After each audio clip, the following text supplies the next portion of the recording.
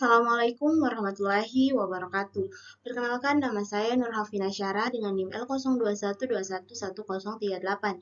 Jadi, di sini saya akan menjelaskan materi terkait molting dan pertumbuhan pada crustacea yang merupakan tugas mata kuliah fisiologi hewan air yang diampu oleh Ibu Dr. Irmawati SPI MSI. Nah, langsung saja kita masuk ke materi pertama yaitu pengertian molting. Berbicara mengenai molting, molting itu sama saja dengan ekdisis. Nah, apa itu ekdisis?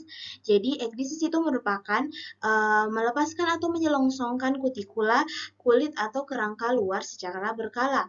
Nah, kutikula ini sendiri terdiri dari 3 lapisan. Yang pertama, epikutikel yang luar yang tipis. Kedua, ada eksokutikula yang lebih tebal dan terkalsifikasi atau terkalsifikasi ini juga bisa disebut dengan pengerasan. Kemudian ada endokutikula bagian dalam dan lapisan membran dalam. Nah, selanjutnya dari pengertian sebelumnya, maka dapat kita simpulkan bahwasannya molting itu merupakan proses ganti kulit atau kutikula pada invertebrata. Nah, pada crustacea, molting itu bisa juga disebut dengan proses pergantian cangkang lama menjadi cangkang baru. Nah, jika crustacea telah melakukan molting, maka ini dapat disebut bahwa crustacea tersebut mengalami pertumbuhan. Nah, kita bisa melihat pada gambar ini. Nah, ini adalah udang yang telah melakukan molting, di mana ini adalah cangkang yang lama dan ini akan diganti dengan cangkang yang baru. Kemudian selanjutnya, berbicara mengenai crustacea sendiri, apa itu crustacea? Nah, jadi crustacea ini disebut juga hewan bercangkang. Nah, habitat crustacea sebagian besar ada di air tawar dan air laut. Ada juga di darat, tapi itu hanya sedikit. Nah, tubuh crustacea ini bersegmen atau berruas dan terdiri atas cephalothorax, kepala dan dada itunya menjadi satu, serta abdomen atau perut. Nah, kita bisa melihat pada gambar ini adalah beberapa jenis dari crustacea. Ini ada kepiting, di sini ada udang-udangan. Nah, kemudian selanjutnya kita masuk ke faktor fisiologis yang mempengaruhi molting. Nah, faktor fisiologis yang mempengaruhi molting ini terdiri atas dua, yaitu ada secara langsung dan faktor yang tidak langsung. Nah, faktor langsung ini dikontrol oleh hormon. Nah, hormon yang sendiri ini ada hormon yang menghambat, ada juga hormon yang tidak menghambat atau memperlancar molting tersebut. Nah, yang kedua ada tidak langsung yaitu autotomi atau ablasi. Selanjutnya kita masuk pada tahapan molting. Yang pertama yaitu ada tahapan pre-molt, disebut dengan tahapan ekdisis, tahapan kedua, dan yang ketiga itu tahapan postmolt. Jadi yang pertama kita akan membahas mengenai tahapan premolt. Apa itu tahapan premolt? Nah, jadi pada tahapan ini crustacea itu akan mempersiapkan tubuhnya untuk proses molting selanjutnya.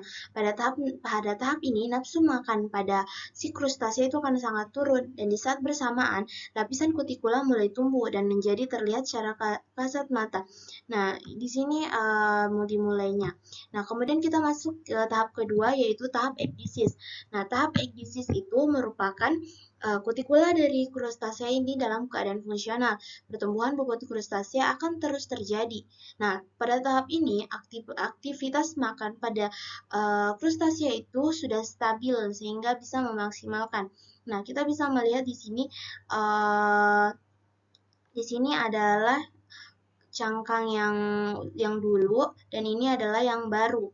Nah, di sini kita bisa melihat tahapan yang ketiga yaitu postmolt. Pada tahap ini crustacea dalam masa pemulihan dari proses molting sebelumnya.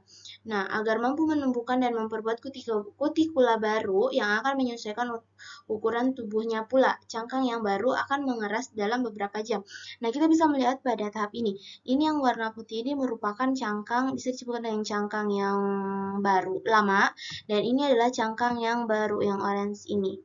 Nah, jadi mereka itu akan saling memisahkan dirinya.